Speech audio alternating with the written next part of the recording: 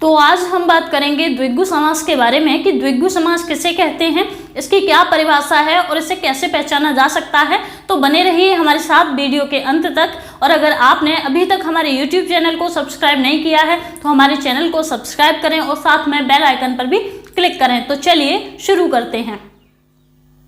नमस्कार, मैं उमा शर्मा हिंदी क्लासेस में आपका स्वागत करती हूँ। आज हम बात करेंगे द्विगु समास के बारे में। तो देख लेते हैं इसकी परिभाषा। तो परिभाषा यहाँ पर दी गई है कि जिस सामासिक शब्द का पूर्व पद संख्यावाची हो। तो यहाँ पर जो द्विगु समास में याद करने वाली जो बात है वो ये है कि द्विगु समास में उसका पूर्व पद यानी कि पहले का पद संख्यावाची होता है, संख्या को दर्शाता है। तो हमें यहाँ याद रखना है कि द्विगु समास में पूर्व पद संख्यावाची होता है और संख्यावाची होने के साथ साथ ये समूह को भी दर्शाता है।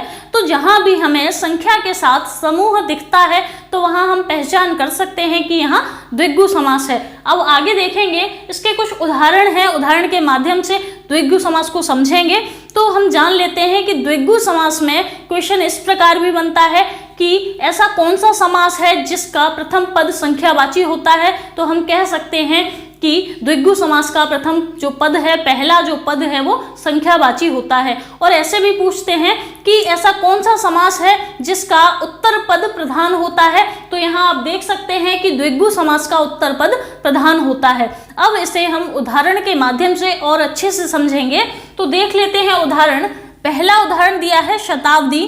शताब्दी का जब हम विग्रह करते हैं तो आता है 100 वर्षों का समूह। तो जैसा कि हम देख सकते हैं कि इसका जो पहला जो पद है, पूर्व पद जो है वो संख्यावाची है और ये 100 वर्षों के समूह को दर्शा रहा है। यहाँ पर ये वर्षों के समूह को दर्शा रहा है। तो हम यहाँ पहचान कर सकते हैं कि यहाँ पर द्विगु समास है। अब देखेंगे दूसरा उदाहरण। तो दूसरा उदाहरण दिया है तिराहा।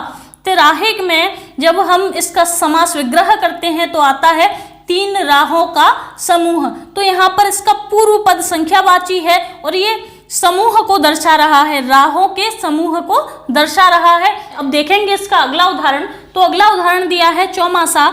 चौमासा का जब हम समास विग्रह करते हैं तो आता है 4 मासों का समूह। तो देख सकते हैं कि इसका पहला पद संख्यावाची है और ये मासों का समूह यानी महीनों के समूह को दर्शा रहा है। जैसा कि परिभाषा में हमने पढ़ा कि जिस सामासिक शब्द का पूर्व पद संख्यावाची हो और संख्यावाची होने के साथ वो किसी समूह को प्रदर्शित करता है, वहां पर द्विगु समास होता है। अब देखेंगे अगला उदाहरण। तो अगला उदाहरण दिया है नवग्रह।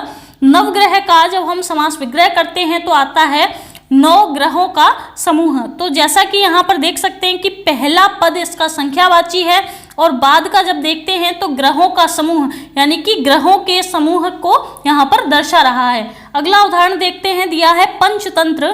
पंचतंत्र का जब समास विग्रह करते हैं तो आता है 5 तंत्रों का समूह। तो पहले की तरह यहाँ पर पहला जो पद है वो संख्यावाची है और ये तंत्रों का जो समूह है उसे दर्शा रहा है। तो जैसा कि द्विगु समास की परिभाषा से और इसकी पहचान में हमने जाना कि जिस सामासिक शब्द का पहला पद यानी पूर्व पद संख्यावाची हो और संख्यावाची होने के साथ वो किसी समूह को दर्शाए, वहां पर द्विगु समास होता है। तो इस प्रकार आज हमने द्विगु समास के बारे में जाना कि जिस समास का पहला पद संख्यावाची हो उसे द्विगु समास कहते हैं। तो इस प्रकार हम द्विगु समास की पहचान कर सकते हैं। अगर आपको ये वीडियो पसंद आई हो तो लाइक, शेयर, कमेंट और सब्सक्राइब जरूर करें। सब्सक्राइब करने के साथ बेल आइकन पर भी क्लिक करें। मिलते हैं अगली वीडियो में। जय हिंद, जय भारत।